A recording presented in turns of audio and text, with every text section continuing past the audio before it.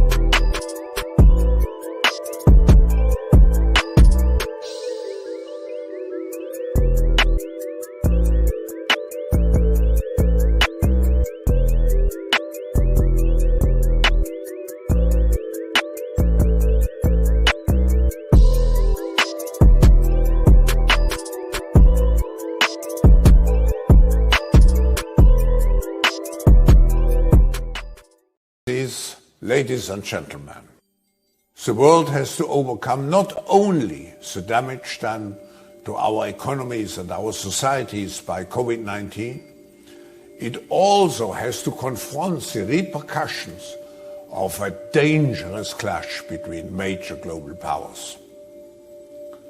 History is truly at a turning point. Salama family, salama. How y'all doing today? Hope you're blessed and highly favored. Yes, ain't no 400-year prophecy. So history is really at a turning point. It's really sad that a lot of people can't see that. I don't know what to say. You can't really give people who are deaf, dumb, and blind the ability to see and hear. Only the Most High can do that, right? So I'm just watching world events, and I'm interested in our exodus, and I think it's near. Just my opinion, So I'm gonna share this scripture. I share this scripture a lot because it's what's happening. So it says here, Zechariah 1:18 to 21, the four horns. Y'all know this. Then I looked up, and there before me were four horns. I asked the angel who was speaking to me, "What are these?" He answered me, "These are the horns that scattered Judah, Israel, and Jerusalem." Then Yahuwah showed me four craftsmen. I asked, "What are these come to do?" He answered, "These are the horns that scattered Judah, so that no one could raise their head. But the craftsmen have come to terrify them and throw them down. These horns of the nations who lifted up their horns against the land of Judah to scatter its people." Now we know from history that Judah was scattered amongst the nations as slaves, right? So who did the scattering? Well, we heard about the scramble for Africa, right? So, I'm going to talk about this, and I'm going to put the link out later after, we discuss some of this, but times they be a-changing. Times they be a-changing.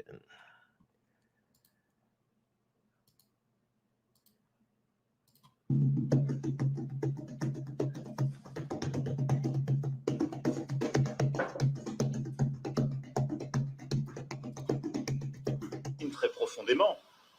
Fil des générations, French president says era of interference in African domestic affairs is over.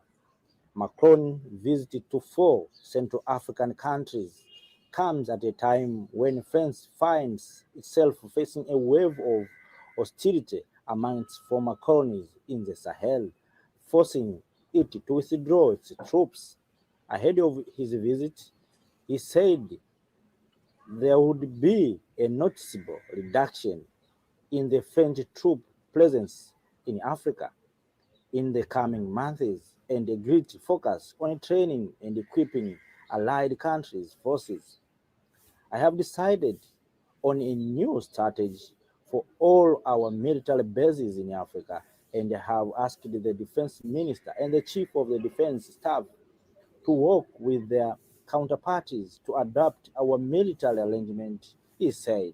Macron insisted that the reorganization was neither a withdrawal nor disengagement, but adapting an arrangement with the allies. President Macron will visited Gabon and the Democratic Republic of Congo on Friday, and Congo Republic on Thursday. But the question is, why France has decided to come at this time where the Africans are at the time where they don't want France. French president is here to make sure he convince leadership of Africa to have a friendship with France. So they want to be friends now, right? The former colonizers, the ones who scattered Israel, who scattered Judah. Why is France fighting so much to be the friends of who many call Africans, who the majority of are Israelites? It is because France can't survive without Africa. France has no resources. Africa has all the gold, all the jewelry, all the gold, all the silver, all the oil, all the bauxite, all the lithium, etc., etc., etc. So he's running around like a guy who got rejected by his woman. Baby, take me back, please, please, baby, please. In Africa, like, we don't. Molly say, you got to go. You ain't got to go home, but you got to get the heck out of here. Burkina Faso say, you got to go. You ain't got to go home, but you got to get the heck out of here. Africa's like, we done. Israel's like, we done. See, when that guy gets rejected, sometimes the woman who rejected him got to go get her big brother or her daddy and say, look, he won't leave me alone. Or if she has a new man, she has to get that new man to come and say, hey, tell him leave me alone.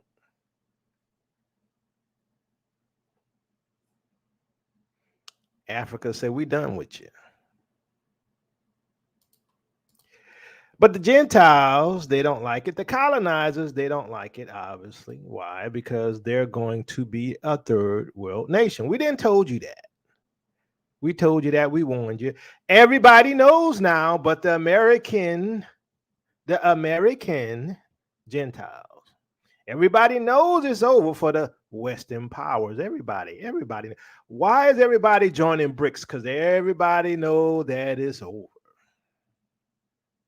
The old order is over. Now you got to be careful with the new order, right? We know with the New World Order, with the Antichrist and all that 10-Nation Confederacy, which is coming.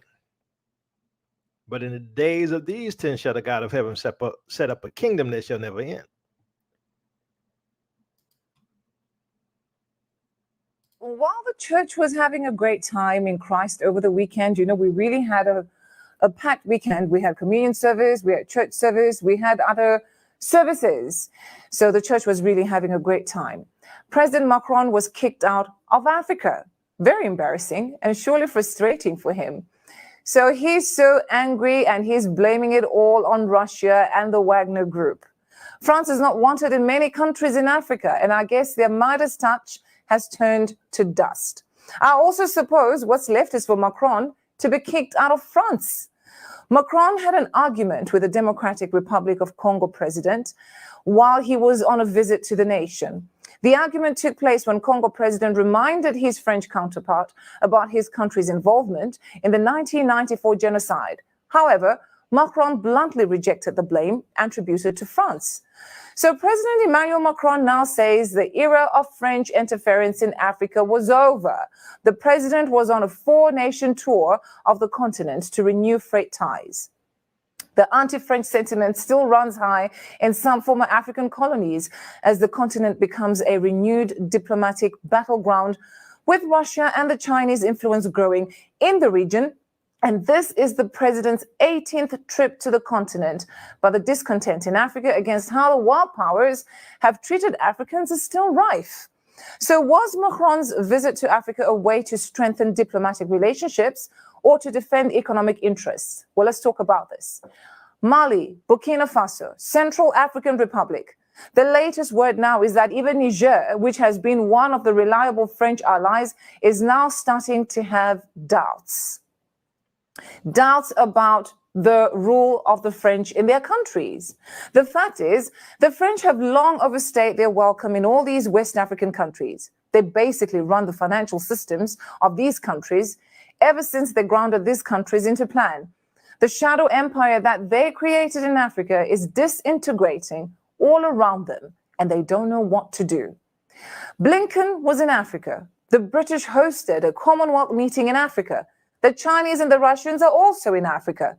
Now, interestingly, South Africa now has naval exercises alongside China and Russia, and the Americans are not at all pleased with this. So Sudan is opening a Russian naval base. Djibouti already has a Chinese naval base. Ethiopia, which has basically sorted out its war in Tigray, successfully that is also aligning with China and Russia, and so is Eritrea. Reacting to this question about compromise in Africa, I just want to say that, madam, this is precisely what needs to change in our relations with France in particular, but also with Europe and the West in general. Your way of seeing things when irregularities occur in Africa is different from how you see things when there are irregularities in American elections. No one talks about American-style compromise when irregularities happen in the US. Similarly, when there was a scandal about deceased voters being allowed to vote during Chirac's years in France, no one talked about French-style compromise. I think there needs to be respect and consideration between us. We have no intention of disregarding the opinions of our voters. The electoral process has already begun, and we have raised enough alarms to say that if there is a risk of derailment, it is not because of the country's authorities or the senior officials. French, European, and American journalists ask the same questions to their leaders at home. The second thing, and I want to emphasize this because the president talked about France in response to the question. When a French journalist asks a question, it is not the French government. But no, that's the position of France because there is none, there are none. That is untrue. I do not agree what you said. I want referring to your Minister Jean-Yves Le Drian, he is a French official. I'm referring to Minister Le Drian, he is not a journalist.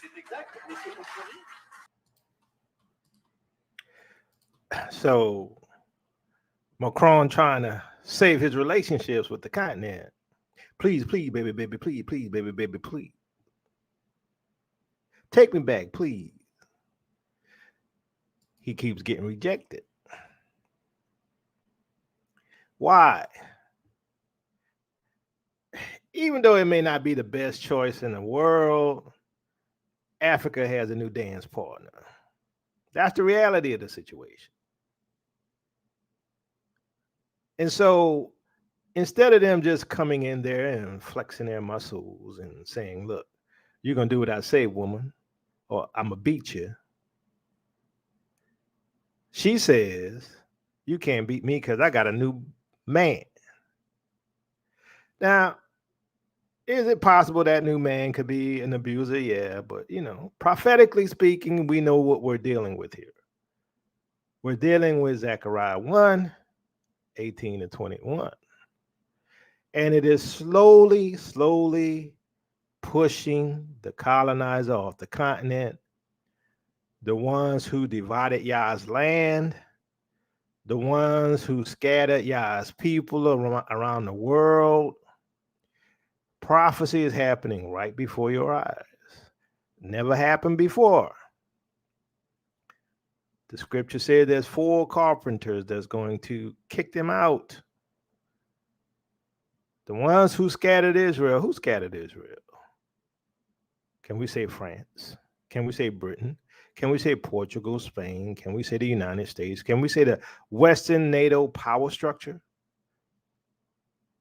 Can we say Germany, Belgium, Netherlands? You got to go. Things have changed. Now, at the time of the rising of the New World Order and this new global Luciferic world system they're trying to put in place, anyone with eyes to see can see the rise of Yah's kingdom. Father Yah's kingdom is rising. Now, this is, to me, sort of obvious what we see here. But there's things happening behind the scenes you don't see as well, which is like our people leaving. You know how many of our people leaving? Our people packing up and they like, I'm out of here.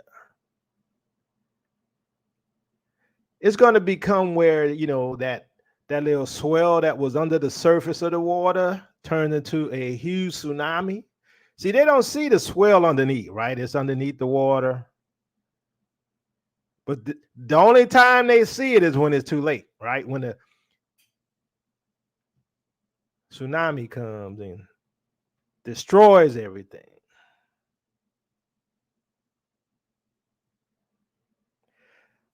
The Most High told us, he told us what would happen beforehand so that when we see it, we might believe. Some people just can't see. I'm just sitting here. I'm like, I'm just excited. But you know what? I'm still, you know, sort of like, Most High, can we speed this up a little bit? I'm ready to go.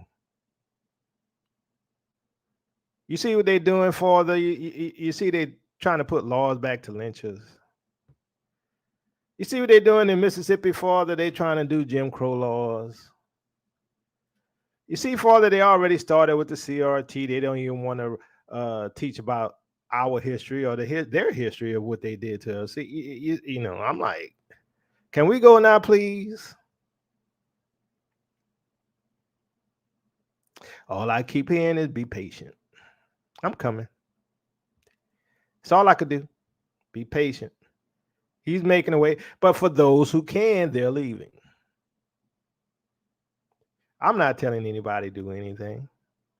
I'm just presenting the prophetic insight. But understand, you have Gentiles who see what's happening. They don't like it. These uppity Negroes, they're taking their gold and silver and holding on to it. They're taking their bauxite and holding on to it. They're taking their lithium or whatever it is and holding on to it. Who do they think they are? Don't they know the continent belongs to the Western nations? Don't you know that the continent and its resources belong to the queen? Well, I guess the king now. See, some of them smart enough to know that France is nothing without Africa. Macron knows that France is nothing without Africa. Nothing. If it wasn't for their military, they would be a third world nation.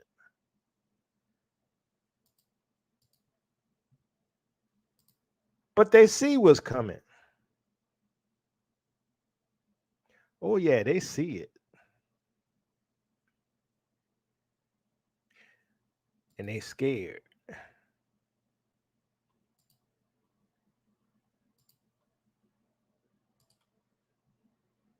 All right, Alexander, let's talk about France in Africa, or France getting kicked out of Africa. Very embarrassing for Macron, and he's very upset. He's taking a lot of his anger out on Wagner, on the Wagner Group in Russia. But France is not wanted in many places in Africa, and it looks like Russia is, and China definitely is. That's the way it looks. Mali, Burkina Faso, those two countries come to mind, and more, I believe. Yeah, absolutely, and the Central African Republic, and the latest word. Yeah, and the latest word is that Niger, which has up to now been, one of the more reliable French allies, is starting to have doubts too, and that that the French are losing ground in all of these places. And of course, Macron and his acolytes say that this is all because of Russian information campaigns. It's not. The fact is, the French have long overstayed their welcome in all of these West African countries. They've basically run the financial system in these countries ever since they granted these countries independence. This is the point that Maloney was making, if you remember, some years ago. But they have done, with this franc that they created, that still operates in many of these countries. The countries have become increasingly disaffected against France. They went along with the French to a great extent during the Cold War because, well, they didn't want the Soviets there because the Soviets were communists and they didn't agree with the ideology of Soviets and all that. But now that that's ended and there's no Cold War any longer, and now that there's alternatives to France, they're basically coming along and they're saying, we don't want you anymore, France, go away. And you're absolutely right. The French seeing this. We don't want you anymore, France. Go away. The relationship's over. You got to go. You ain't got to go home, but you got to get the heck out of here. Shadow empire that they've operated in West Africa, it's disintegrating all around them, and they don't know what to do. Okay, so is this only unique to France? It's not unique to France. A couple of weeks ago, if you remember, Blinken was in Africa. He did a tour. This was after the great rock star Sergei Lavrov toured Africa. Macron has also tried to tour Africa. And the British, of course, have also got long histories of connections with Africa. They've all been trying hard to try to counter the Chinese and the Russians in these places. And the fascinating thing is that they're not being listened to. The African leaders are turning their backs on them. So South Africa. They're not being listened to. The African leaders are turning their back on them. Yes, they are. We're not drinking the Kool-Aid no more. We're not buying the lies anymore. We're not buying the false friendships anymore. We're not buying the fact that you say you love us. I see your actions. They know it's over. I told you, see, Zechariah 1:18-21. I think it's a bit obvious, but hey, who am I? So right now, France crying like a little woman, or more like a guy who's been rejected.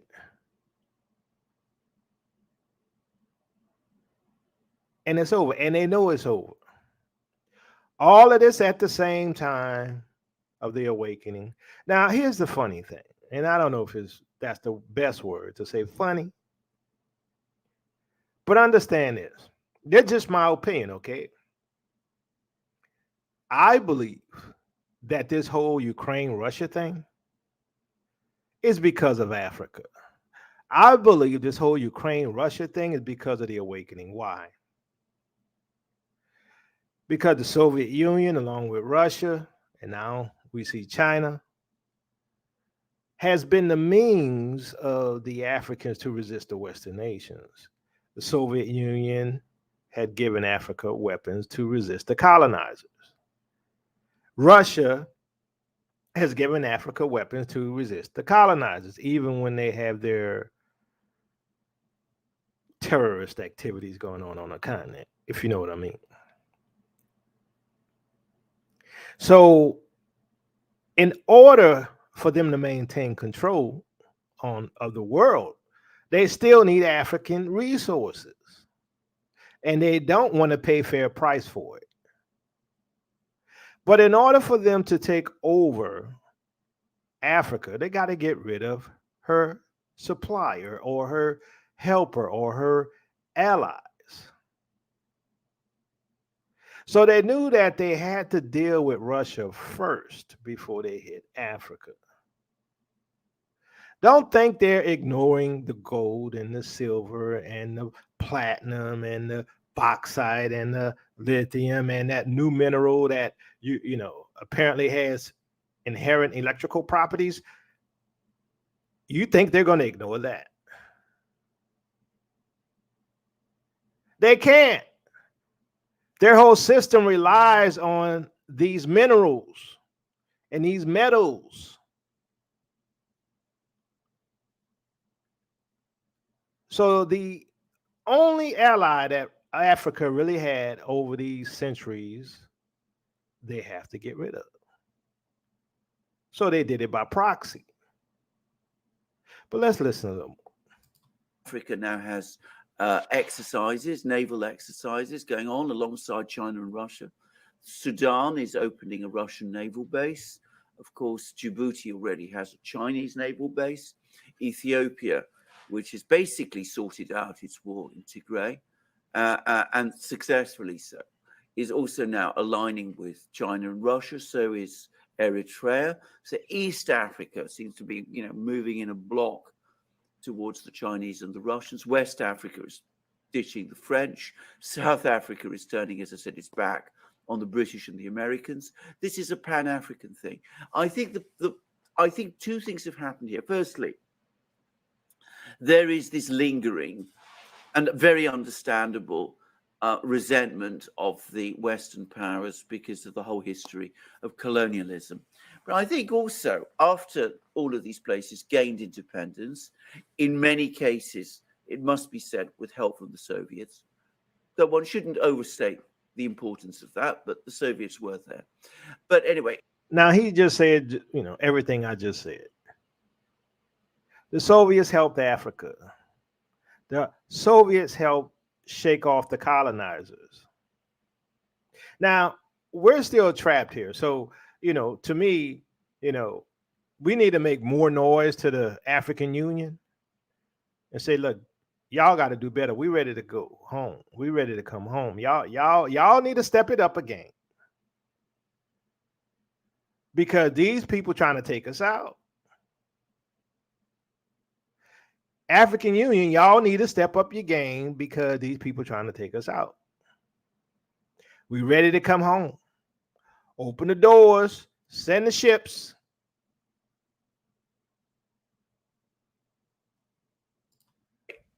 After they gained independence, what they found was that on the one hand, the Western powers tried to maintain their interests, their control in Africa in all kinds of different ways, the African economies and all those sort of things.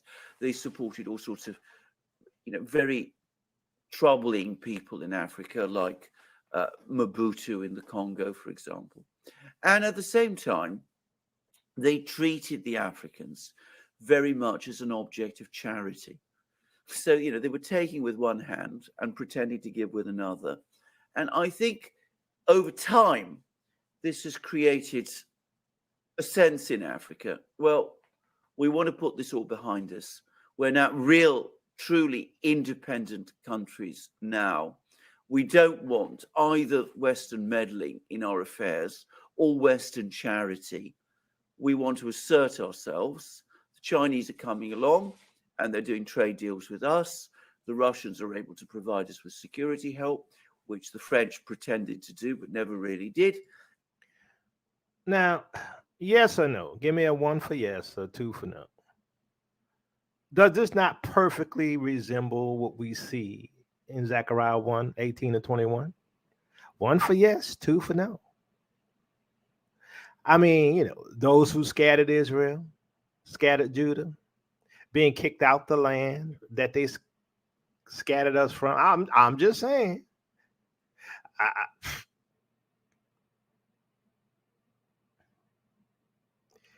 It's just strange to me. But how close can this second Exodus be? I mean, with all of this happening, how close can it be? Let's say, how far away is it?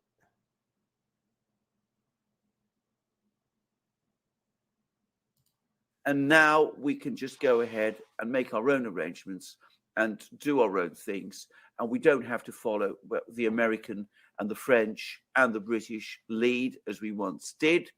And we're going to assert ourselves over international relations as well. Okay, so Macron blames a lot of this now on Wagner, where he's focusing a lot of his frustration on Wagner. What happens now with Wagner? Well, what does happen now? And What with is he Russia. going to do? And with Russia, I mean, I'm going to be straightforward about this. I think that a lot of the reason he's taken such an extraordinarily hard line, shipping weapons to Ukraine, is partly because he's acting out his anger over West Africa. And by the way, there have been some incredibly crude statements. Apparently, and it wasn't just Macron, but apparently when Josep Borrell went to Moscow, that disastrous visit that he did back, I think, in 2020 or 2021, apparently he actually told the Russians, stay out of Mali, it's ours. Apparently he said it as crudely as that, and that's never been denied.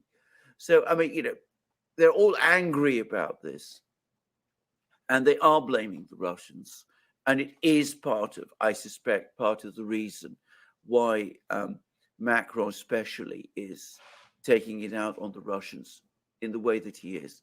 But I think the wiser thing for Macron to do, not that he's going to listen to this advice, is to just accept it. I mean, at the end of the day, these countries have grown up. They're now independent of France. They're no longer colonies. And they have a right to form their own views and decide their own policies and make their own friends. I mean, this is something that the West constantly and claims it wants for Ukraine. It doesn't really, but that's what they say about Ukraine. Well, why not apply that closer to home, to Mali and Burkina Faso and Senegal and all the others? But of course, that. Why do you think all of these 15-minute cities are being set up? Because the world is a ghetto. They're going into their ghetto. We went into our ghettos. We went into our hoods. We went into our projects. The world system, the elite, the rulership, no, they're not going to have the resources they once had. They're not going to have all the gold and the bauxite and all of the animals and everything they got from the continent for almost free, for practically free. They're not going to have it anymore. The standard of living for the Western powers is coming down. America used to talk about the third world nations. America will become a third world nation. Europe will become third world nations. And guess who's going to rise? Africa. Can we say dry bone them, dry bone them, dry bones? Now heed the word of the Lord. That's not what Macron wants. Yeah, but is it even realistic for Macron and France to believe that they can continue to exert influence in all of these countries? I mean, France has so many problems at home. No, well, you're quite right. Why bother with all of this? Well, the answer to that is you're quite right. I mean, they shouldn't. I mean, it's now beyond their strength. But I mean, the thing to understand is that the French system in West Africa, all of these countries did enjoy a certain independence, but the French were still there. And if you're talking about the énarque, the elite class of people, the products of these elite schools in France, graduate schools in France, they're not, secondary schools or anything like that. What tended to happen, I know this, I came across this myself. What tended to happen is if you didn't come out of those schools with particularly high grades, so that you didn't get your nice cushy job in the French civil service, Well, it wasn't too bad because they shipped you off to West Africa and you were given important positions there. And, you could get people, French graduates of these schools, sent to, West Africa. They'd be given very high posts there, very well paid posts. They did very well out of it. And this very attractive job creation program for the French elite is now probably coming. That part of the French elite is now coming to an end. And bear in mind, Macron comes from it. He pretended at one time that he didn't. But... So, family, I distinctly remember a prophecy that says, the first shall be last, and the last shall be first. What it looks like to you happening? The first shall be last, the last shall be first. Those who put others in a captivity will what? Go into captivity. I'm just saying. I'm just speaking Bible right now.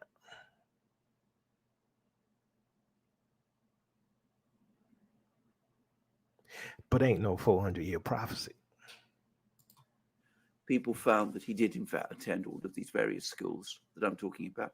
Anyway, they're all very angry. They're all very resentful. They're all complaining to Macron about it. But ultimately, realistically, there's nothing France can do. I don't know. It just sounds like, if anything, Macron or the French government should look at this as a gift. They can finally get out of these entanglements that were distracting. Oh, wow. They can focus on what's happening in France and let these countries build their own future. Absolutely. Let them build their own future, and eventually they could trade with France and the UK and the US in the future if they want to, if they so desire. Absolutely. But what are you saying? That France is going to pay a fair price for the gold and the silver and the resources for the cocoa? You think France wants to pay a fair price? Market price? I don't think so. This is why we are about to have World War III. I'm telling you, all of this is about Israel. I'm telling you, the real Israelites. All of this is about Africa. All of this is about the awakening. All of this is to keep us from going back and taking our inheritance. All of this is to make sure that we stay in that last place. But they cannot be, for they are. It has already been written. The first shall be last, the last shall be first. And you see it happening right before your eyes. But ain't no 400-year prophecy. This is an opportunity for France to focus on what's happening in France. Absolutely. And, but they're not going to, they're not going to do that. And can I just say, the other big story here, which is, we perhaps shouldn't focus entirely on France. The other thing is, this is a sign that these countries are now growing up. They've had a very difficult time since they achieved independence. It was very difficult for them to sort themselves out. But all the signs are that Africa in general is now doing so. The economies in Africa are starting to grow and grow strongly. And things are finally, in that tormented continent, beginning to come together. Like those on that tormented continent, listen to what he said. Those on that tormented continent are finally coming together. Come on, hold on, wait a minute. Those on that tormented continent are finally coming together. Okay, fam, what does that remind you of?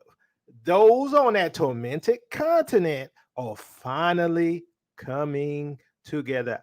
I'll wait for your reply, fam. Please reply with scriptures that remind you of. Those on that tormented continent are finally coming together. We done told you. We done told you what was going to happen, and it's happening. We then warned you what was going to happen. And it's happening. Them dry bone. Thank you. Ezekiel 37. Them dry bones. Them dry bones. Now heed the words of the Lord. As in ways that they never have done up to now. And this is an expression of it. These countries are now acquiring the confidence to tell the French, we don't want you, please go. Yeah, well, and the French this is happening don't like it at all. Well, the French don't like it. This is happening because these countries now see an alternative. They see an alternative. Was never present before, yeah.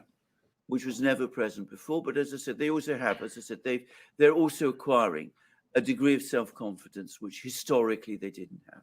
So I wonder why they're getting that degree of self-confidence that they never had before. I wonder why. I wonder why there's this sign of unity on a continent that never happened before. I wonder why these people, who they call Negroes, are finally coming together. Why is there now an African Union, and why are they starting to speak up? You know, they spoke up about the Tunisia thing, which I'm surprised. I'm surprised that the African Union spoke up about Tunisia because I don't like Faki. I think Faki one of them raccoons. But I digress. Maybe I'm wrong. Maybe he's not. Maybe he's a good guy. I don't know. You know, it's a fundamental change, and it's an irreversible one. And I think the sooner the French accept it, the better it is for them. As I said, it's a fundamental change. It is an irreversible one. Them two sticks are coming together. But shall we say it, boys and girls? Ain't no 400-year prophecy. Some people in the French elite will be very angry about it, and you know, irritated about it. But ultimately, as you correctly say, it's good for the Africans that they're asserting themselves and establishing themselves as truly independent countries. And it's going to be good for France. I mean, you know, a couple of people from the École Nationale d'Administration, which has now been closed down, supposedly, used to, find that they had nice, cushy jobs in, places in West Africa. But, ultimately, French interests, the interests of the French people weren't served by having all these people going off to Africa and doing whatever it is that they were doing there. So I think it's a bit obvious that things are changing for the better for some and for the worse for others. But you think the powers that be, the colonizers, are happy with this? No. We've heard repeated concerns that Wagner and groups that are linked to it manufacture or exploit insecurity. They threaten stability. They undermine good governance. They rob countries of mineral wealth. They violate human rights. And we've heard that and seen that again and again. If you go back to 2017, Wagner... Is that not the pot calling the kettle black? Forces have deployed to the Central African Republic. They've deployed to Mozambique, to Mali, to Libya. And at the same time, we've seen disinformation campaigns that are furthering the exploitative goals that Wagner and its founder have quite literally across the continent of Africa. Our partners in Africa tell us that they do not want their resources exploited. They don't want the human rights of their people abused. They don't want their governance undermined. And ultimately, as a result, they really don't want Wagner. What?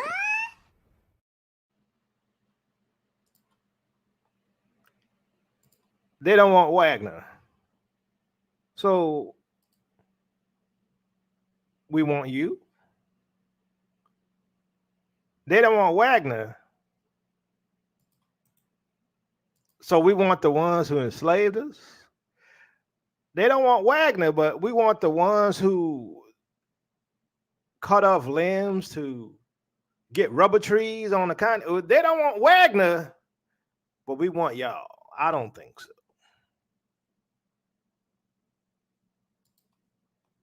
Things have changed. We are in a different time now. Oh, yeah. Oh, yeah. Which by, if you know the scriptures, by reference to the scriptures, I have to say it again. How far away can the second Exodus be? I put the link out there for those who want to come on and discuss this. Because here's the thing. I see all of these prophecies coming to pass. I told you some people can't see it. All of these prophecies coming to pass.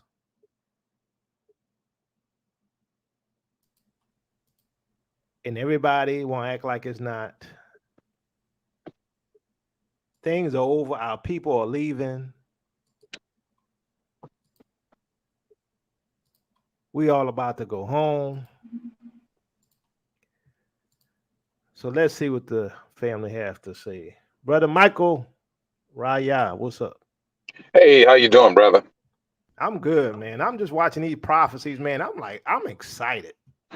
Hold up, yeah, man, you, man, you both. I'm ready. I'm ready to get up out of here. This is some good information that you laid out, man. I mean, just seeing what's going on in the world and things of that nature. You and Karis doing you all things. I'm gonna say this, and I'm gonna get out. I view you brothers as the faithful and discreet slaves. I'm gonna tell you the reason why I say that. You're faithful. You're faithful in a sense.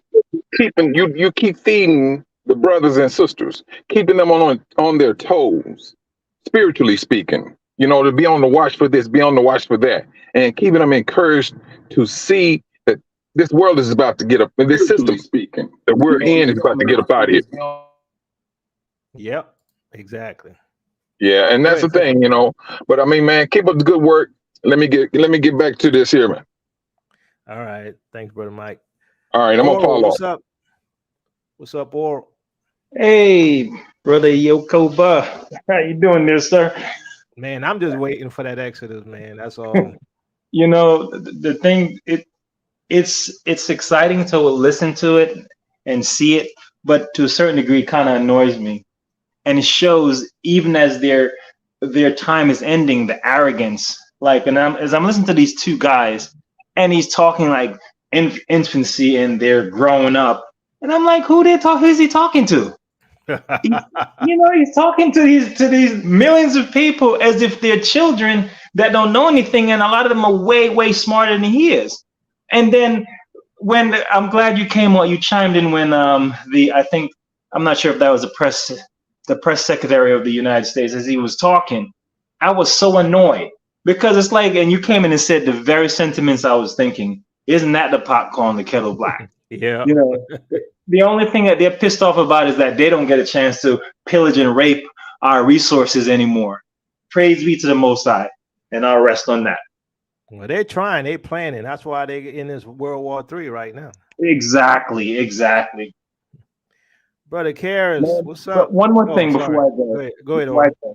You got to do those T-shirts. There ain't no more 400-year prophecy. I'm gonna do it. I just got some things in the queue, but yeah, I'm gonna do it. Okay, I'll rest on that. All right, Brother Karis, how's it going? I can't hear you. There we go. Can you hear me? Yeah, I hear you. All right, perfect. I'm trying to sneak away from the digital plantation because look, we were just talking on this morning, going over some of these things, and look, now they're seeing it. Not only is it in their face, they're now having to discuss that it's in their face, and that is their disgust. That they actually have to now bear witness to the fact that they about to be Poe. Oh yeah. Let's just put it on out there. They're losing their resources. When you lose your resources, guess what you start to lose? You lose your economic standard or status. Then you start to lose what? You start to lose people. Because who's Yep. going to be around when people are going to get poor? Yep. Nobody wants to enjoy your misery, or misery loves company. No, they're going to bounce right back to their countries. Like, yo, we had a good run. Now it's time to go back. And just like what Brother Oral had said, that's the mode that they believe is like, look, y'all got to understand, Japheth. Y'all know who you took on out, and now you know who the Most High is bringing back in. So you understand that goes to the incredulousness and the nature of them, and the audacity that they have, right? And how they view and how they see us, and how we as a people from continent to continent have allowed them to do that. Because we just have weak-minded folks. Let's just put on out there.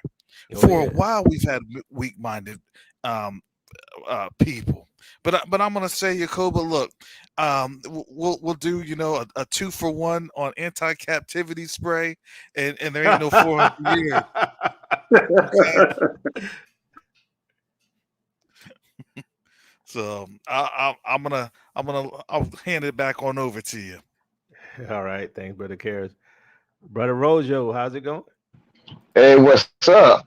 Karras don't know, but I patted that stick so that way when he goes upside my head with it, I play back from here from yesterday, and I feel I had my name all over that. But anyway, but I'm gonna still listen to you one from this morning. I wasn't targeting you, even though a lot of those qualities. Hey, those bullets found me nonetheless, though. But anyway, but on that, I want to speak on the last Gentile you showed, saying how they don't want Wagner out there. That I hate to bring politics into y'all spaces, but that guy must be a liberal. He has to be, because he's trying to tell them what they should think. He's trying to tell them what's on his heart, what they don't want. And their actions are anything but what's coming out of that man's mouth. But yet he's still trying to push that narrative that they would rather have the good old faithful, U.S. of hay than, we don't want no one ruling. Well, they don't want anyone ruling over them. They want us to come over so eventually the two sticks can be joined back together. But still, it was just entertaining. And that's why I posted that in the comments, because I'm like, that's not what I'm hearing from a lot of them on the continent. But anyway, I yield there, man. All right, thank you, Brother Rojo. Sister Betty, welcome. Hello, family. Hey, Sister Betty, how you been?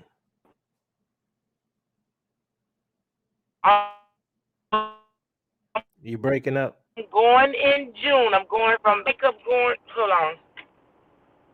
Can you hear me? Yeah, I hear you now. Let me take this thing out my ear. Listen, I'm going to Africa from 9 days, from the 19th through the 27th. My son booked.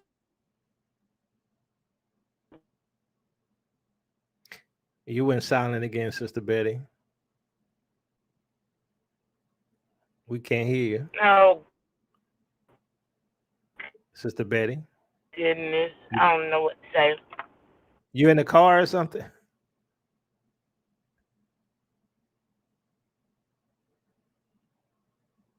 All right, we'll come back around to you, Sister Betty, because we don't hear anything. It's silent. Brother Antonio T, how's it going? Brother Antonio, how's it going? Can you hear me? I hear you now. Okay, there we go. Them bones, baby, them bones. Yeah, man. It's about to go down. This is getting exciting. I'm talking about, I was reading I'm stuck in Second Baruch, I've been reading it over and over and over again. In chapter 70, it gets real good. It sounds a lot like what's happening right now, where it says the Most High will bring like stupor, and he'll provoke. He'll bring a stupor over the minds of like the rulers and almost pretty much the inhabitants of the earth, and he'll disturb their spirits and have them riled up to fight against one another for seemingly nothing. You know, just evil and wicked towards each other. It sounds a lot like Baruch, second Baruch, chapter 70 through 74. Man, it's good. I can't wait to watch the culmination of it. It's also a little, as a brother, I think Oral said, it was annoying watching the man, I think from the U.S., the representative from the U.S., talk about what the continent want that they didn't want Wagner. It's like it's the same thing. It's that was that First Timothy chapter 4, that lying, deceitful mind that's been seared. You know, they can't do anything but tell lies and to be conceited and to speak highly of themselves and lowly of other people. It is nerve wracking. It's mind boggling how blind they are as to what's going on. It's like watching a movie that you've seen already play out. It's like watching it happen again. Yeah, that's what it feels like. Good analogy. I like that. Yeah. But that's it. I just wanted to drop that. I'm at work. I got to get back to my plantation. The boss is about to get in here. So I love y'all. Take care. Jacoby, keep doing your thing.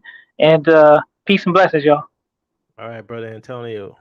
Brother Shaul Yisrael, how's it going? Shalom, family. Shalom. Surviving family.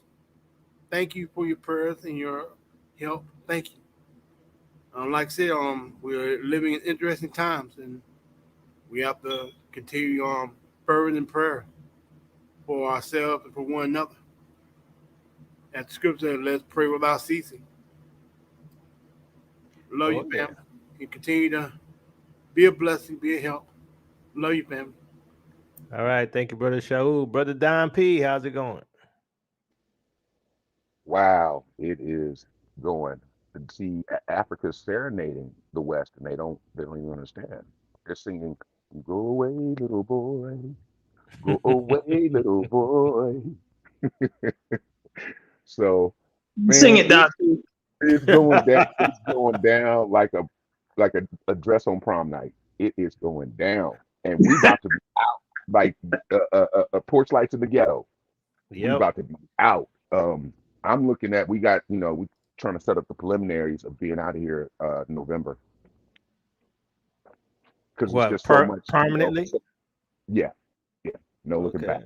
Tanzania. I guess you're gonna see Sister Betty then. We was looking at was the that vote they had in the UN with hey Sister Betty with the with who being able to have that sovereignty over the nation. So we were looking at that. That didn't go, but it's just it's saying they got that new vet coming out new vet 23 coming out in 25. Yeah, it's time to go. It's time to go. And they're talking about the potential of a fallout will cause 1/3 of the population to be eliminated. That sounds really familiar. So I'm thankful to the Most High for what He is doing with us right now, that He's woken us up and He's given us instruction and He's given us good teachers. And I don't want to say leaders, but judges. How about that?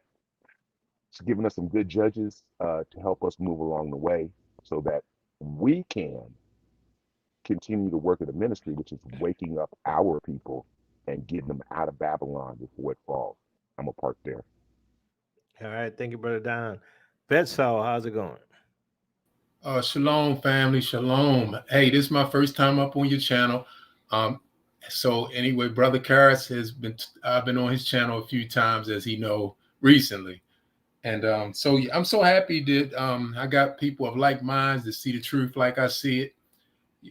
Fellas, you won't believe how much battling I've been doing, even with one of the closest people to me who understands that we're Israelites.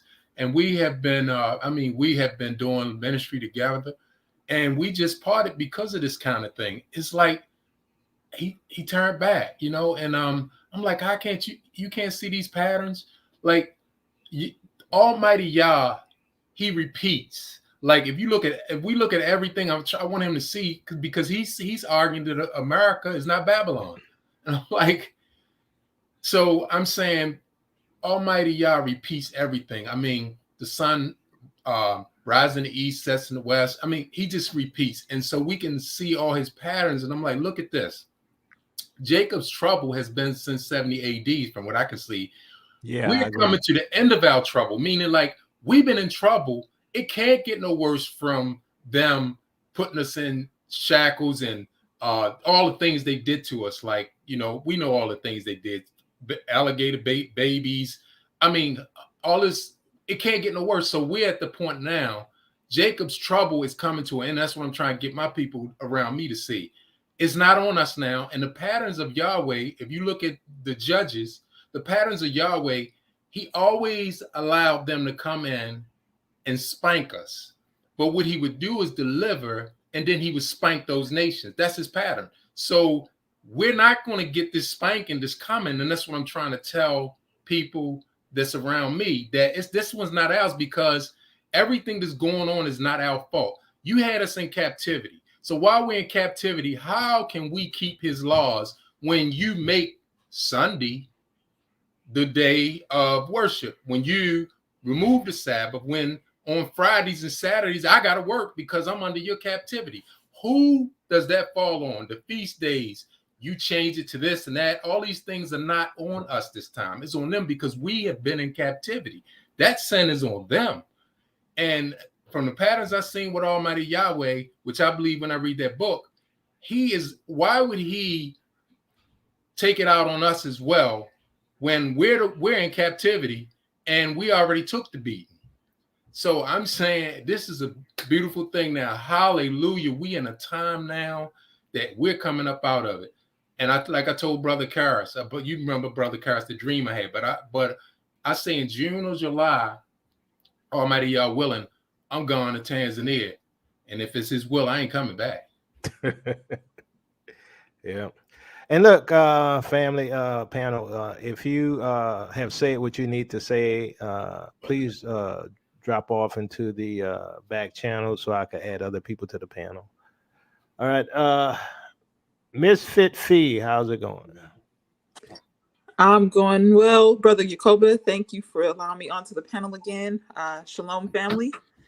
I'm just amazed that the African Union is even coming together. You know, I'm a millennial, and my whole life I've been taught that the African nations, you know, never were united, or, you know, that they sold us and this, that, and the third. And I've only been told that, you know, the British and the French and so forth and so on have been occupying those nations for a long, long time. And it's just amazing to see that they're now coming together. I was just reading an article where the African Union kicked out an Israeli diplomat out of some summit that they were having. Oh yeah, the African Union summit. Yeah, Yep. that was great. They dispelled them, and the Israelis were mad. And then they're saying that now that the African Union could be a huge benefactor of them being just cut off from Africa altogether. So that's something I never thought I would see ever. But, you know, it's the word coming to prophecy, or prophecy coming to life, and you can't deny it. Well, you know, too, I think it's interesting with the whole deal with Tunisia. They're concerned that a lot of immigrants, Black immigrants, are coming over, you know, to Tunisia, and they're concerned that, you know, the white Arabs are going to be pushed out. Well, I mean, it's our land anyway. They took it from us. Right. And, you know, it's just real interesting that that's happening as well, you know. And you know what? Good. It needs to happen. We need to be our own sovereign nations anyway. They need to go. And to echo what someone said, you know, this is not our beating. This is the seventh and final enslavement that we've had that's coming to an end. And, you know, this is not something that we should be worried about. This is our punishment coming to an end, and this is them getting theirs. So, oh yeah, all praises. Yeah. All right, thank you, Misfit Fee. Brother Steve. Hey, what's going on? Yeah, appreciate the opportunity to come on. Yes, again, I want to say, like everyone else has said, appreciate, you being a watchman, bro, and sharing the information, the truth, man. And it's almost like watching the same gun that they've been pointing at other nations being pointed back at them at the same, watching them being pointed towards them, at point blank range. It's a really interesting kind of paradigm to kind of see. It's a very powerful thing to watch, to see all these prophecies kind of happen, the dry bones kind of awakening both from Israel and Judah, and and to see the different doctrines that have been pushed even from COINTELPRO in terms of keeping us away from uniting with our with our brethren of Israel and in Africa, seeing that way back then that those things are beginning to turn on their head now, seeing the power of the Most High, and even to that other brother's point about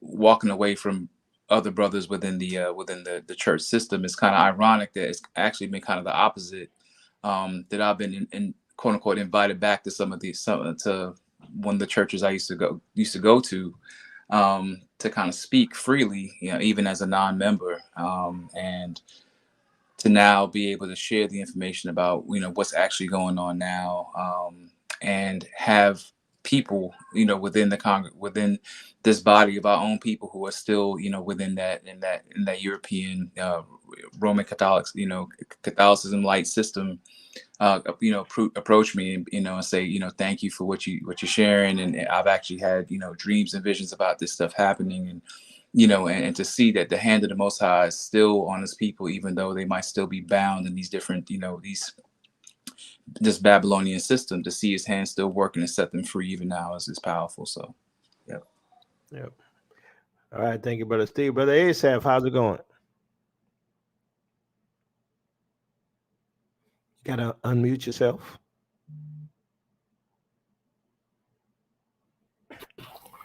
Brother Asaph is overjoyed. All right, that's great. Brother Asaph is overjoyed. So what you think about all this, Brother Asaph? I mean, look like all the prophecies coming to pass, right? I am surprised at the speed of things and how they're moving. I saw Macron get bullied by the president of Congo when he told Macron that he has to deal with him with respect and his people with respect, and they're not putting up with the type of rubbish that they used to do. And the other West African countries, including Niger now, is on the same page. So, bro, we can put a fork in it now. It's a done deal. I think we'll be out of here soon. So Niger's on the same page? Our tambourine knocking family and the others who are joined to them don't want to listen to what I have to say, and they're hoping that I keep quiet. But bro, I just can't keep quiet because I'm so excited right now because I'm looking forward to going home. So, Brother Asaph, Niger's on the same page as the Congo? Can you hear me? Yeah, I can hear you now, yes. Yeah, is Niger on the same page? Yeah, Niger's on the same page now. Okay. Because I think they were trying to be friends with France, but I guess everybody coming on one accord now, huh? Oh, yeah, everybody's coming on one accord now, and it's a done deal now. It's not long before we're going to be gone now, my brother. All right. I love it. I'm just seeing, look, I'm just packing my bags. I'm ready to go. Yeah, I saw the same thing that you saw, and I posted Macron getting told off by one of the African presidents on the Teo page. And and I couldn't believe that an African president would be talking to Macron like that. It's the same as when Kofodo from Ghana roughed him up. It's unbelievable how they're treating Macron, and I think his people are tired of him as well because he's making France look like a puppet on the international stage. Oh, yeah. I mean, even when we look at Museveni in Uganda, right? I mean, he telling the West, look, we're not putting up with that LGBTQ stuff, right? And so, all of the presidents look like they must have had a conference there, and they must have all say, look, okay, we all together on this. They got to go. Right. I think they were all visited by the same angel, my friend. Maybe. Yeah. Okay. All right. So, Brother Fast Nickel. Shalom. How's it going? Good. I caught your last couple of videos, and I even saw the one on Odyssey. Very eye-opening. So the three things I'll say. Okay. You talking about the one with Ethiopia? No, the one where it shows that we are the people. The one that you posted on Saturday on Odyssey. Yeah, that's what I'm talking about. Yeah, that's the one. Yeah. Oh, okay. Yeah, Ethiopia. Yeah, you're right. I'm sorry. So three things. One is, as you said, France is crying like a little girl, but it's always woe is me. When is it woe is me to the melanated people? You never see that. And it's got to stop. I'm like you and probably everybody on this panel when we say, hey, it's so obvious. Why don't others see it? And the only answer I have for that is when we look at the Bible, it says that there will only be a remnant. And when you know what a remnant is, that's a very small amount. And Yeshua says, anyone that the Father has given me, I will not lose. So although, like, if anyone here saw the video that Ashanda at large did regarding Christianity, I think that everybody on this panel at some point in time either got their salvation or had something to do with the traditional churches. But you know what? As bad as we know it is now, that is the tool that the Most High used to call our attention to Him. So I guess what I'm saying is there are people that we've told time and time that we are the people. This is what's happening, and people are blinded. But you know what? They will either awaken at their appointed time, or they're not part of the remnant. That's the best way I can put it. I agree with that. All right, thanks, Fast Nickel. Big Red, how's it going? Have to unmute yourself. Yeah, sorry. I'm doing multiple things at once right now. I figured that. Of course, people start calling me right when I start trying to do something otherwise. It's so annoying. Exactly. Oh man, no, this is I want a copy of that shirt. You should get 2 shirts though. There ain't no 400, and then the other shirts gotta be them dry bones. them bones, dry bones. Man, it's like the one sister that was saying, I'm millennial too, born in the 80s. So it was always seeing Africa separate. So it's crazy to see how fast Africa is coming together, like rapidly, like multiple different nations is all you starting to even from like the YouTubers, and when you hear them talking, they're like, dude, we're not, these nations was given to us by the colonizers. We are the original people. We all one Africa. Like everybody preaching the one Africa right now, and it's a lovely thing to see. And unfortunately, these folks, like, they got a stupor on them, man. That's why I don't argue with them no more. There is a stupor on them. It is, I ain't gonna lie, it's the Schadenfreude, and I've been asking the Most High to help me because my Schadenfreude is so strong. It's so strong because I'm watching these folks and I'm seeing them go through it, and it's making me just giggle on the inside because I'm like, oh, that was fine when it was happening to us. But now all of a sudden, like hearing white folks say, oh, they're probably going to replace the white guy with a black guy just makes me laugh. Because I'm like, y'all literally ran around making careers off of it, mocking us for like years. That was fine. Y'all had Othello, which was about a Moor played by a whole white dude in black. Exactly.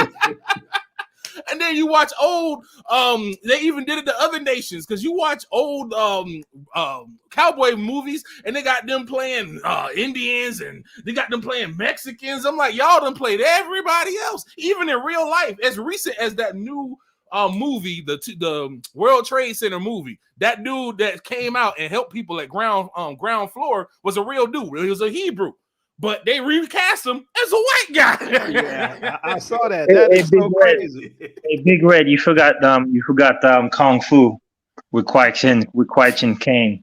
They copy everybody. They copy everybody, and now we see it going back to them, and they can't deal. And it ain't even nothing. It ain't even that on that level yet. They're out here, oh, it's anti-white hate. Oh my God, it's just all this anti-white hate. I just hate that you're making our kids hate ourselves. I tell people all the time, it wasn't fair for me as a child to feel ostracized because I was intelligent, and it wasn't cool to be smart as a little black boy. It wasn't cool to be a little black boy in the anime when I was coming up, and I had to feel ostracized. And you feeling ostracized because you get your just desserts on not even they doing fictional characters. They ain't even go to your culture and make everybody white like they did with us. You ain't go and tear down all y'all stuff like y'all ain't went through nothing yet. They finna go through it though, because it's literally scripture coming to pass. They that took you into captivity shall go into captivity themselves. All the technology, it's gonna be horrible. There ain't gonna be no Underground Railroad for them. But they say they Christians, Big Red. They ain't got to worry about it. I was a brother I saw on Young Brother. I've been happy with his progress, but he came with that same old, oh, it's neither Jew nor Greek. And I'm like, bro, you taking it out of context, dog. That's out of context. You can't, if y'all saying this, it makes the Most High a liar. Y'all want to take it out of context because you don't want the truth. You not special. And they can't take that. Did they not know? You've ripped off everything from everybody else. Your specialty is colonization. Yeah, exactly. Like you have nothing, and now they're about to see that. Like there's nothing here in America. Like all these Negroes out here talking about America as the land. Y'all could stay here. Y'all good. Because this land is, look at what they did on the Ohio. Ohio is about to become straight Mad Max. I'm talking about Tina Turner is up there setting up the Thunderdome and warming up her vocals.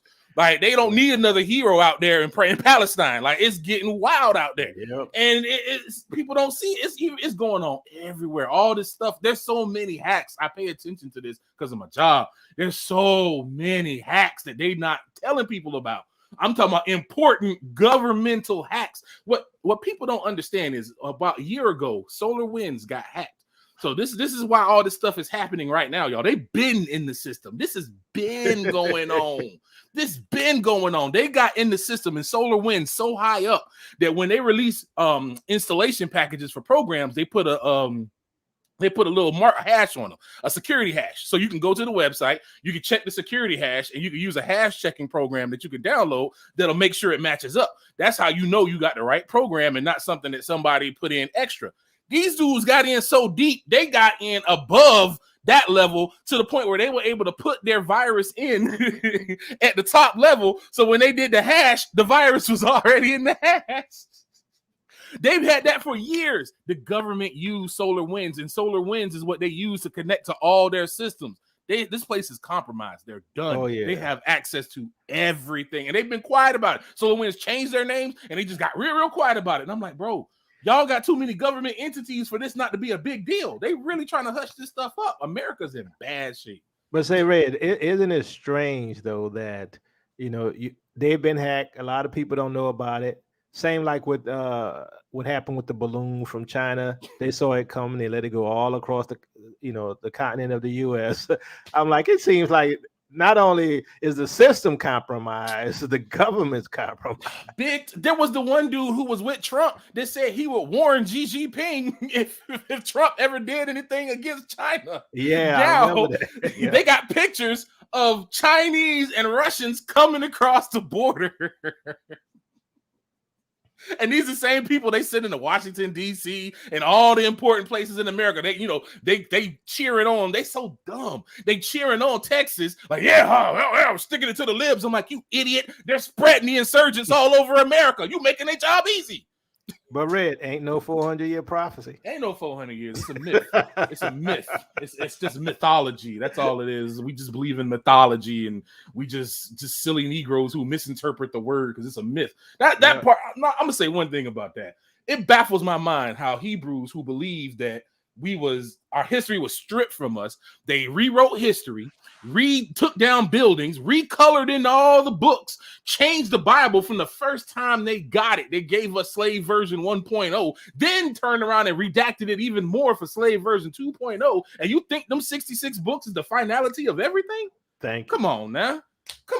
These people been redacted it. Why would the devil give you something that helps him identify who he is? See, we got to realize we're not dealing with humans. That's why these people miss it. I've been trying to tell my dude, I'm like, bro, America finna go to war with China. Oh, Biden's not going to do that. He got too much money. I'm like, all right.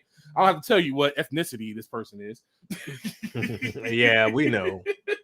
But I've been trying to give them little hints, but they don't get it because their mind is in a box, and they gave us that box mind. This is where the wilderness is going to come in, because a lot of us still got a box mind, man. A lot of us still got a box mind, but the Most High is tearing that thing apart, and we see it. Yep. All right. Thanks, Big Red. Sister Sarah, yeah. How you doing, brother? How you Good. doing? I ain't gonna be long, and I'm not going to be off topic. And Big Red, you're funny. That's very funny. That was funny. A lot of great points. Just want to say, Sister Soraya loves y'all all. So. But what I want to say, far as a lot of people don't know that their word on the street is that a lot of how Turner broke it, when a lot of them are going into bunkers. Well, we can say that they're going to bunkers, they're afraid of Russia and all that kind of stuff, but the words say they're going into bunkers because they see the Most High. So that's one point I wanted to get out. And then the other point is that some of us is going to Africa now, and I'm with you. About 3 years ago, I was really, before COVID, I was really like, I'm getting up out of here, and I checked everywhere and all that great stuff. But the Most High kind of stopped me a little, and He said some of us in the Bible, it does tell us that some people, and even in Apocryphas, it tell you that some people did go to the promised land before Exodus, and then some of them just wait until Yahushua will come. Well, I'm just saying, before you get ready to go, make sure that it's the Most High. Not saying that you shouldn't go, and not saying I'm not ready to get up out of here. I'm ready to get up out of here, just like everybody else.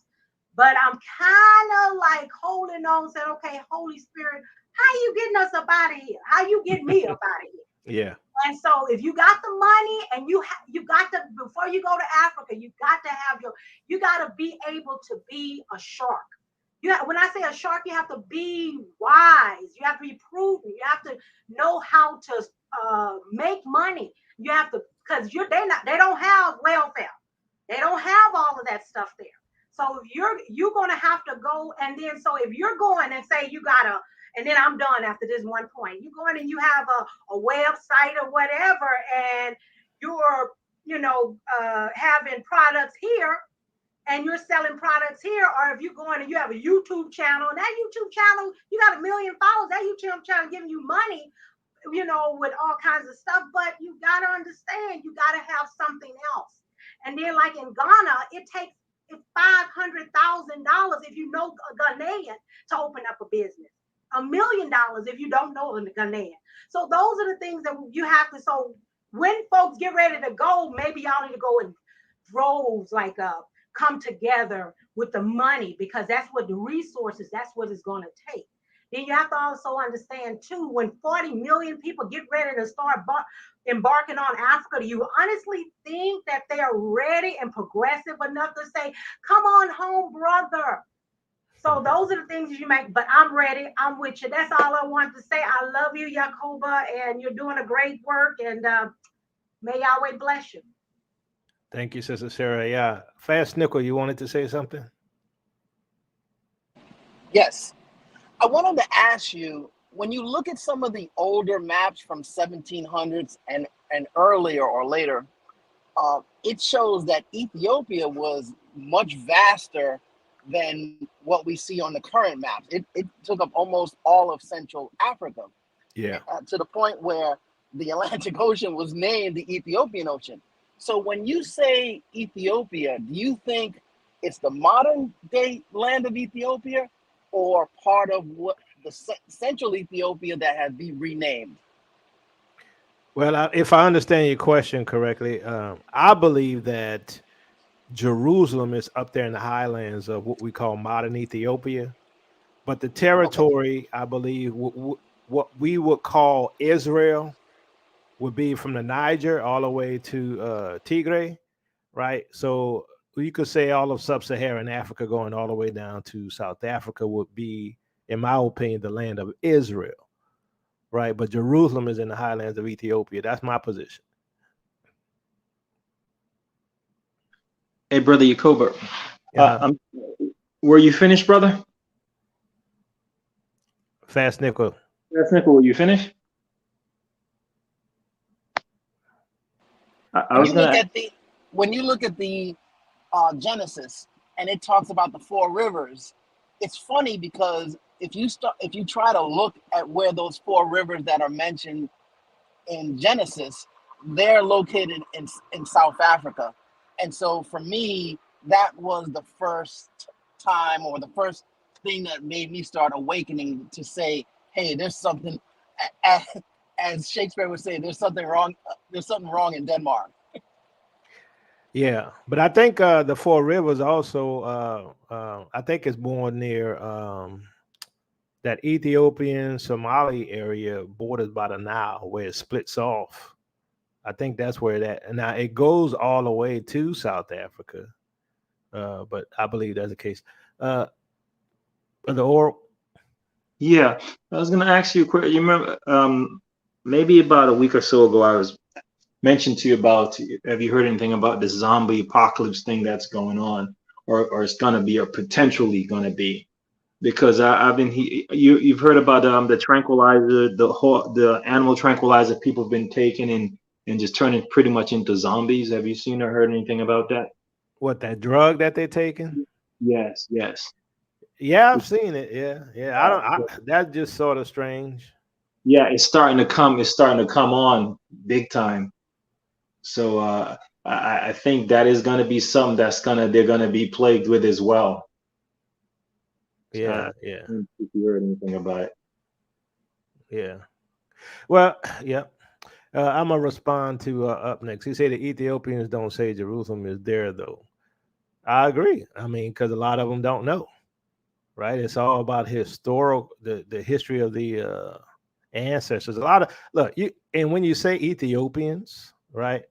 Who are you talking about, right? You got the what they call the Amharic people. You got all kind of groups in Ethiopia, like 40 or 50 something groups that live in that area we call Ethiopia. You can't just say the Ethiopians don't know. Well, who are you talking about? You know what I'm saying? So some of them do know.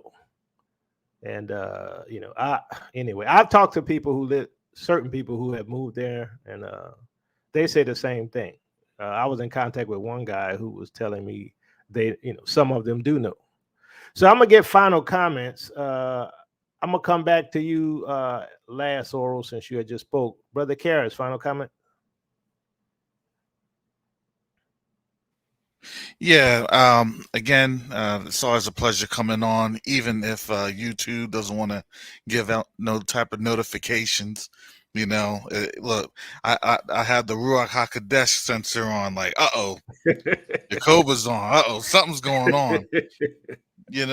But there's a lot of things that's even happened. I think Sister Judy, she has shared something with me, and it was on redacted yesterday for the executive orders that are now being triggered. Because why? Because they are losing Ukraine. That's my puppy, y'all, in the background. They're Yeah, I heard you losing got a new dog. Ukraine. Yeah. That dog is making me go to work. I needed that. You're probably gonna get back in a couple of weeks. What's that? You're probably gonna give them up in a couple of weeks. No, I've had German shepherds before. They move at my pace. Well, actually, I move at their pace, but yeah, it keeps moving. But to get back to the redacted story, and those executive orders. Look, the mere fact that they're even having to mention that, you get what I'm saying? Because why? Because you have to understand, it's not. It was never gonna just end with Ukraine. We all knew where the ending was going to be at.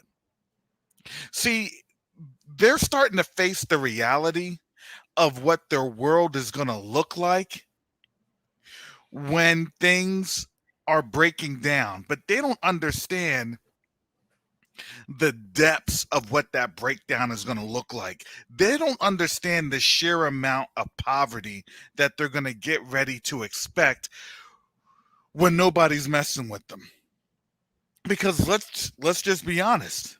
If you're in a European country, what do you have? What are your resources?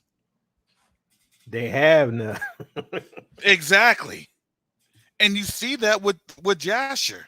So when the one person's like, oh, well, you know, they're growing up and this and that, it's like you can actually go to Jasher and Jasher would tell you that they had to go to Africa to do what? To raid.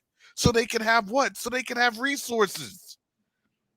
What they've just done is they've got accustomed to the raiding system being a lot more sophisticated. But they're still raiding the continent nonetheless. It's just more diplomacy and sophistication that's involved. And now that level of sophistication, right? Nobody's using the Grey Poupon anymore. You get what I'm saying? Yeah. Nobody's, it's not cutting the mustard. So, so this is where we're at. And now look, we already understand where it's ultimately going to go, but now people are going to see it. Because why? It comes in like a flood. We're going to be ready for, on the surfboards. And there are folks they're just going to be drowning. But that's how this was always going to be. And you know what? You could try your best to convince people, but just speak your piece and be about your business. We get so caught up in the fact that we just want to be so right to folks. I gotta argue. I gotta present my case. You don't have to do nothing. Just share what the Most High has you to share with them. If they ask you to share, if they don't ask you to share, be about your business. Shake off the dust and go. But You're there's right. going to be a time that these folks, and now this time is coming more and more, they're popping up. They're asking the questions. Because why? Because now everything, when these white folks are talking about losing power in Africa, do you get what that really means? Let's just understand this existentially. If we lose the power in Africa, then we lose the power over black folks in America. Yep. We have to use those conductive, that chain analysis that has to be there.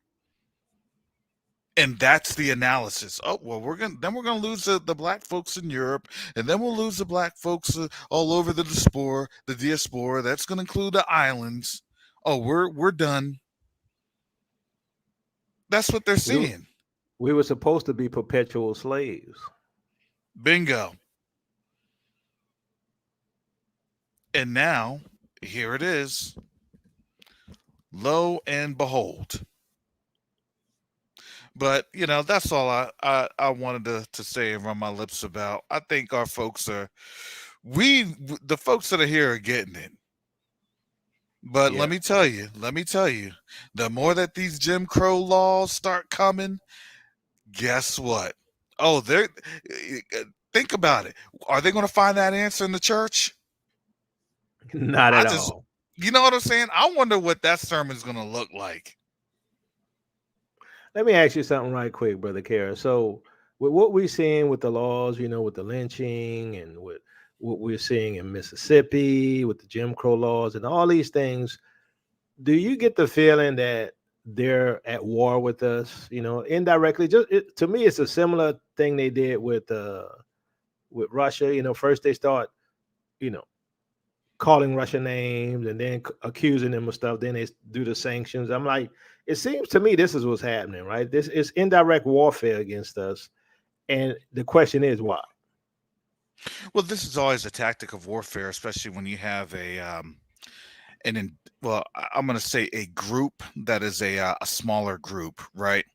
This happens in all third world countries. Believe it or not, this happens in third world countries when there's dictatorships, which is literally what this is moving to, right?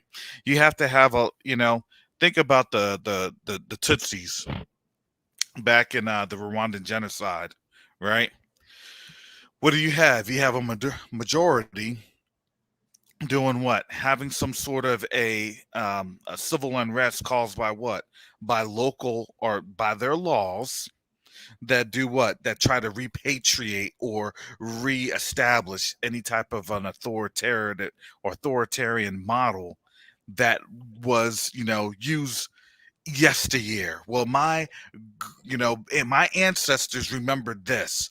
And see, you have to remember that's what Trump provided was the nostalgic narrative of racism in the 1940s and 50s, right, when it was at its height. For us, that was like in our ancestors, it was like that was the worst, right? But the solace was, well, most of our folks, especially the black men that fought in the war, what did they do? They didn't come back. A lot of our people didn't come back. That's why they tried to entice things with, well, you do things in the service, and guess what? You have civil rights actually started in the U.S. military. It started in the Army, believe it or not, and then that's what promulgated up into the Civil Rights Act in the 1960s. However, when you're coming back and you're looking at all these laws that are now being passed, don't think that this isn't being looked at or monitored by the UNHCR, the Human Rights Commission. Okay?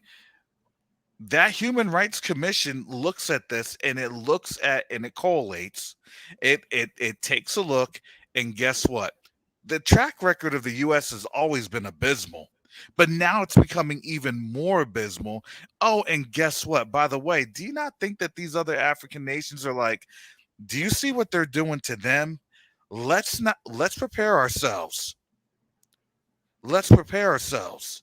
Oh, and by the way, you want to know what? We can continue to strengthen ourselves if we bring them back.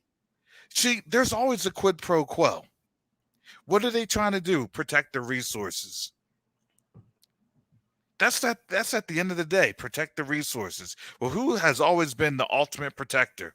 We have. There is no war that's won without us. Yep. Let's just realize it. There's no war that is won without us. Why do you think Zelensky? Why do you think Biden? And Biden had to make that plea. Well, black folks, Ukraine is about us too. Is about black people too. What? Like, what type of far-fetched statement? You're trying to tie into what reality do we have with them? Oh, the reality that any reparations that we wanted to get, they're just throwing it over to Ukraine. Yeah, Exactly. You're right. You're right. So now, do you understand? This also shows that when a nation is about to collapse from within, this is the prime markers per se that always occurs. This nation's about to collapse. They don't want to tell you that it's about to collapse. Why would they? Isn't it a bit obvious with all these train derailments? It's crazy. They want a smooth transition because here's the thing. If a nation wants to gain wealth, see, in China's plan, China has a 100-year plan that they want to be one of the richest, biggest, and baddest. But what are they going to do? See, you have to understand. They literally said how they're going to do it. How was it done in the past? Free labor. What do you think they're trying to do? Again, free labor.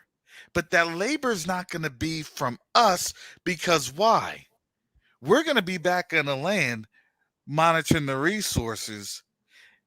And guess what? That gives them that ultimate storyline. Hey, we brought your people back. Now give us this stuff. In the same token, we can punish them because they're going to be working for us for free. And see, isn't that nice? You get money back. That see how this circle works. And if you don't believe me, think about it. Why would you not say that we're having issues? Hey, every person, every citizen's a censor. Do you get what I'm telling you? You couldn't do that right now because you understand it would turn into literally a civil war overnight with the amount of subversion and division that's been done in this nation. Everybody, look, states would secede overnight. So what are they trying to do? They're just trying to make sure they keep it even keel, keep it even keel, keep it even keel. And then all of a sudden, well, who sold us out? I don't know who sold out this country while they're flipping their stash of gold back yuan. this it, it's a crazy playbook, but we're seeing this playbook in action, unfortunately. And that's all I have.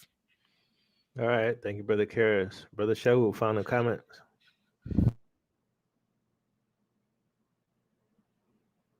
Shayu Yasharal, final comments. All right, I'm going to put you to the back. All right, Brother Don P, final comment. Most High gave me a couple of thoughts. Sister Betty, I think was Sister Betty was saying to make sure, or was it the other sister? At any rate, yeah, make sure you know, but then also it's all about his timing. So listen for his timing because he told me to come out of Babylon spiritually a year and a half ago, almost 2 years ago. And so if you're the only one in your family and he has determined you to go to leave the continent, to leave to go to the continent, um, you may be that stepping stone home for your family when they shake off the stupor and see that this place is going down and that Sunday church ain't gonna save them. And I think that France is about to be the poorest country in the EU because remember, in the past, Germany, France, and the UK were basically the ones that was mocking Italy, Portugal, and Spain. But Italy, Portugal, and Spain aren't dependent on a continent like France is. So I think they're going to go first, and then we're going to see Babylon fall because folks are going to be mad in France and in the UK. And then the last thing I want to say was this. Harris got me thinking about this. The attack on the 23rd chromosome. They're going to be, that's why they're doing all this stuff. They're trying to create a genderless society, have Yeah. everybody looking like Baphomet Yep. through CRISPR, trying to merge that 23rd chromosome. So it is crazy. I'm not hanging around for the experiment. I got to get him out of here. That's all I got to say is, he's going to let me know. And the other thing is this. The way we're doing it, she was like, yeah, you guys should try to do it like this. It's like, this is the way we're doing it, practicing group economics.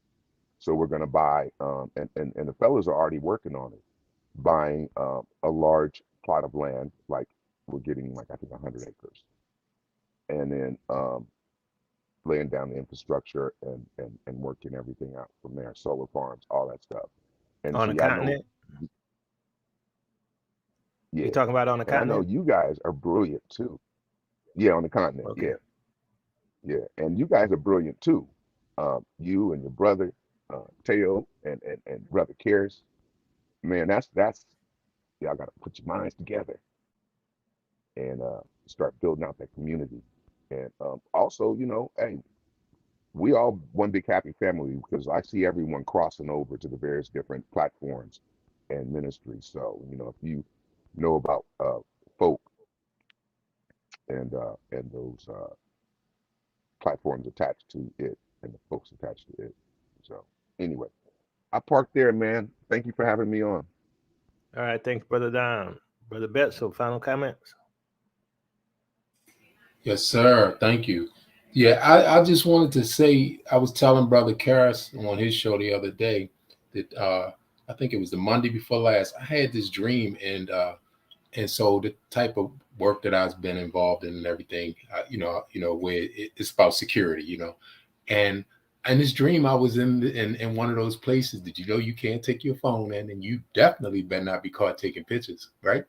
So and in the dream, a brother walked up to me who I do know, and he whispered to me, and he said, "They letting this thing go."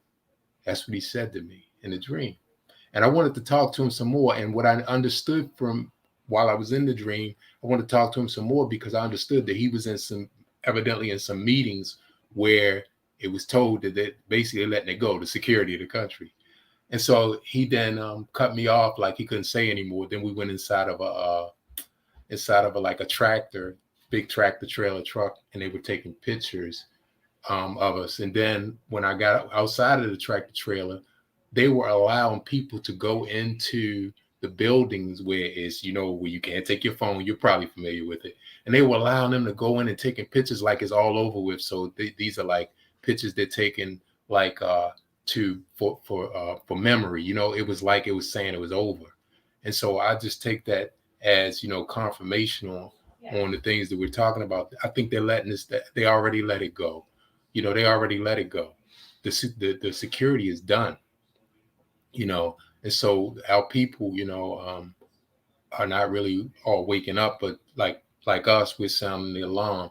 And I do believe that, and Abba Yahweh is saying that basically that he says that he's going to gather us, meaning that does not mean that we should just sit and wait. But if he tells individuals, he'll speak to you. He's gathering us as we're moving, meaning like you can get up and go. He'll make the means for you or whatever, each individual. I just don't think some people like I've been dealing with some, of those close Hebrew Israelites. They've been like, saying things like he's going to just come and grab us all and gather us in that way. And I'm saying, no, but you can see in the heart of the people are leaving, they're going home. Going toward which is the way to Zion. What's that scripture? It's Jeremiah 50:5. It say, "My people," it say they shall ask the way to Zion. Yep. This is what's going on right now. And brothers, I'm telling you, it is happening. When I went over there, I went over to Tanzania, and I'm gonna finish out on this. I went over to Tanzania in July of 2021. I brought some property, like I said on Brother Karras show. But when I went over there and I first got off that plane, I don't know if anybody experienced it, but I felt it. It just came over me. And then I just blurted out unconsciously, "I'm home." And I just felt it. And I knew, I was like, okay, this is a feeling. I'm home. And I knew it. So, it is real and it's happening, So that's just a testimony I want to give it and doing that. Thank you so much. All right, thank you, Brother Betzel. Brother Oral. Yes, sir. Yakoba, my brother, it's always a pleasure to just chat with you and the family, the panel members, people I have been chatting with on the last couple of weeks now. I feel like I know you guys for a while, and I thank you for the opportunity. You see, I remember a couple of years back, I was having a conversation with a brother, and I was like, why is Africa so divided? Why is it that, and I said this, I said, Africa is bigger than America. And America is known as the United States. It's just all these small countries that came together, and now it's called the United States. If Africa ever gets like that, it'll be the most powerful nation in the world. I said that, this was years ago. And to see now this coming to life, and this is before I was even awoken to knowing who I am. And to see this coming together, it gives you unique goosebumps. I'm excited. One of the first things you said on the show before when you started, you said you're excited. I'm so excited about this, brother. And the wonderful thing about it is we have all this information that's coming to light. So now we don't have to worry about what they teach us in school about Africa having mud huts and people running around naked and there's no resources. It's so amazing because I mean, a few weeks back, and when you first talked about people going back to Africa, I was starting to look around trying to see, man, how am I going to get there? And I'm thinking and I'm trying. And as I mentioned to you, I had to go to Europe about 3 weeks ago, going on 4 weeks. When I'm in Europe, I find out that I have a cousin that's actually in Africa. I get his number. I talk to him. He's telling me all the stuff that he's doing. He was in Jamaica. He had planned to stay there for 3 weeks, and he wound up staying there for 4 years. So he's been there for 4 years. And you said something very, very key. You said, man, I'm just here paving the way for everybody. I left my family and everybody there, but I'm paving the way for you guys whenever you're ready to come. So I love the fact that I have that. But more importantly, I love the fact that Africa is now looking the way it's supposed to look, like something exciting and wonderful that people want to go to. Because a few years back, you mentioned about going to Africa to me, or a lot of other people are like, oh no, I'm not interested. They want to go to Egypt to see the pyramids, but that would be about it. So it's wonderful to be alive in this time to see all these revelations coming to life, man. So I'm thankful for it, and I thank the Most High for giving you the insight to be able to like explain it the way you do so articulately, and for us to stop and say, man, Yakoba has a great point. Look at that. And see all the things coming together. Like, for instance, the guys coming across the border, and then the other brother talking about the compromising insecurity. And then me saying, well, now this makes perfect sense. These people are here, and then when they get the green light, boom, they're going to just go. So that's all I had to say. And thank you so much, man. I appreciate you, brother. All right. Thanks, Brother Oro. So I have a quick question for the panel, and I want it to be real quick, right? I'm gonna start with Brother Karras and work my way down. Based upon what we're seeing, as Brother Oro was saying, you got Chinese, Russians are coming across the border. You got Iran ships over there in Brazil. You got Russian subs out there in the U.S. coast. You have the African continent uniting. How far away do you think the Exodus is? Just throw a number out. It's all good. I'm just saying, I'm just curious because, I see things. I just wonder if we all on the same page. That's all. So let's start with you, Brother Care.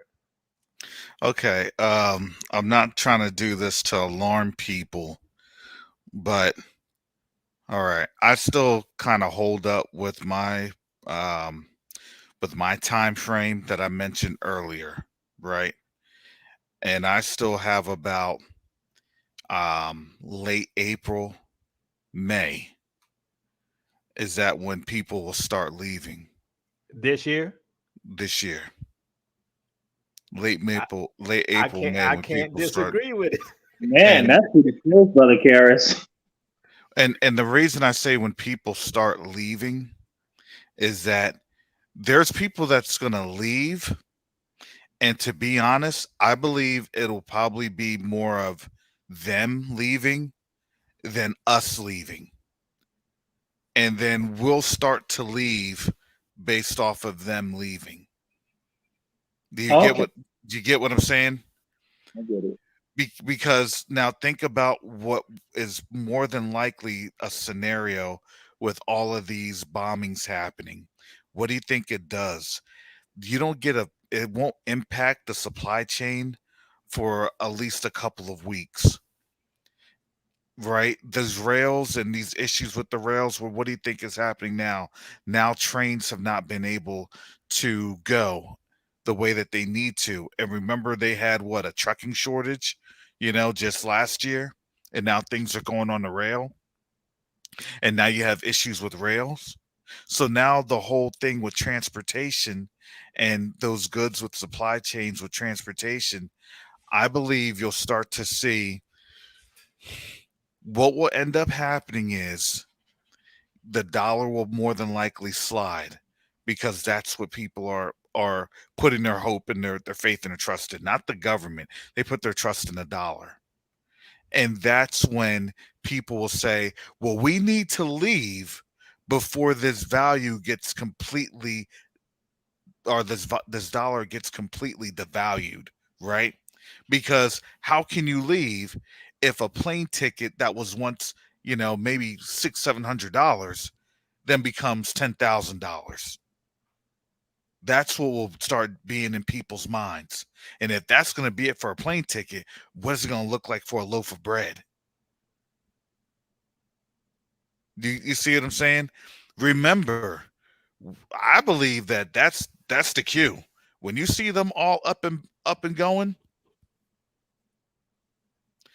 that's my assessment.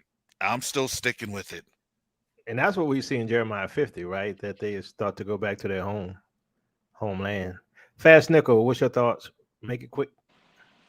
So, as we saw with Sister Betty, so there are people leaving now, and then within the next few weeks or months. But I think overall, in terms of a noticeable difference where the media even notices, I'm going to say between now and 2025. Okay. Brother Don. I have to agree with Brother Fast Nickel, even though, Brother Karras, he's a very intelligent man, knows a lot of things, knows how these patterns work and so forth and so on. I still say that 2025 is going to be a key. 2025 is going to be key, but a lot of stuff is going to happen before 2025 that's really going to start to rattle us in our spirits, and it's going to make us really want to go, and that's going to drive us to our knees.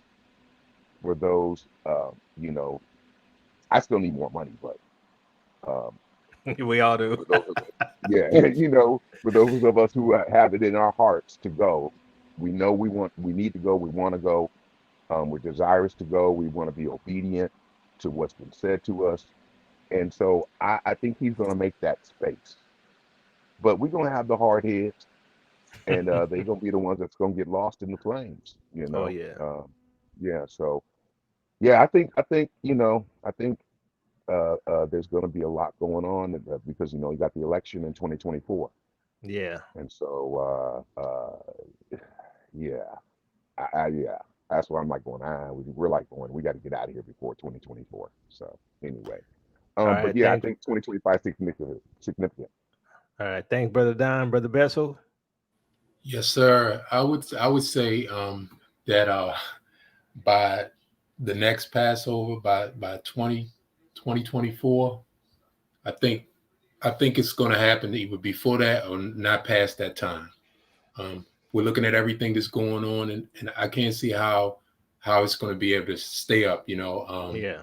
It's right now we're just running on films, and so because the mainstream media is the biggest liar, they're not telling everything that's going on, but it's happening. And so yeah, I that's why I would go, and I'm pushing it by saying that.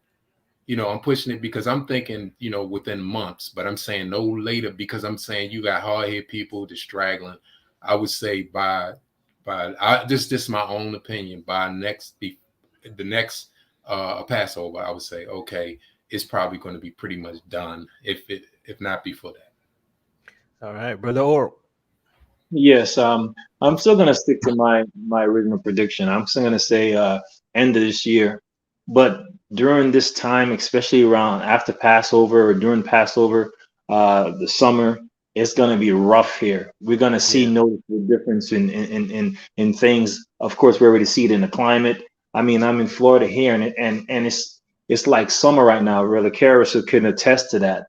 I mean, the humidity, you could cut it with a knife, and it's so hot, and it's only March. It's only the 7th of March. So I believe it's going to be very, very chaotic here this year.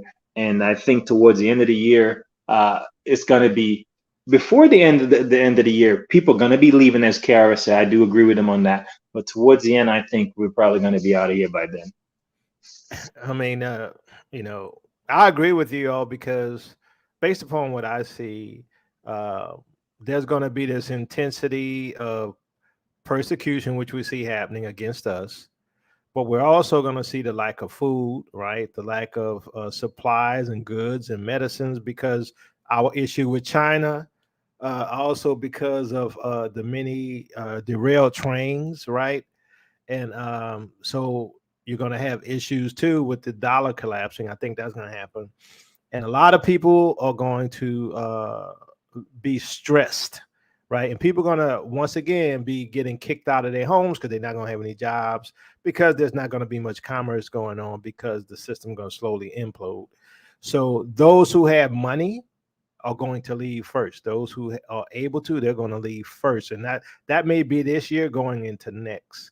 But I think by 2025, just my feeling, it's a guess, right? I think by 2025, we all going to be out of here. That, at least on our way out of here. So that's how I see things. And thanks, family, for coming on. Thanks, panel. I appreciate it. And we'll see what happens. So if you like this ministry, you can give us a like, and you can share, and you can give us a blessing through Cash App or become a patron. And also make sure to support the Dry Bones Project. You could go over to their channels, Journey With Us, T3 and Me, and Stepping Stones to Home, right? So here's the thing. You might want to start talking to them early, because I'm sure they're going to be overwhelmed. They're probably overwhelmed now with people reaching out, because everything I'm hearing saying our people out. Peace and blessings, Israel. Our captivity is ending. Love you with the love of the Messiah.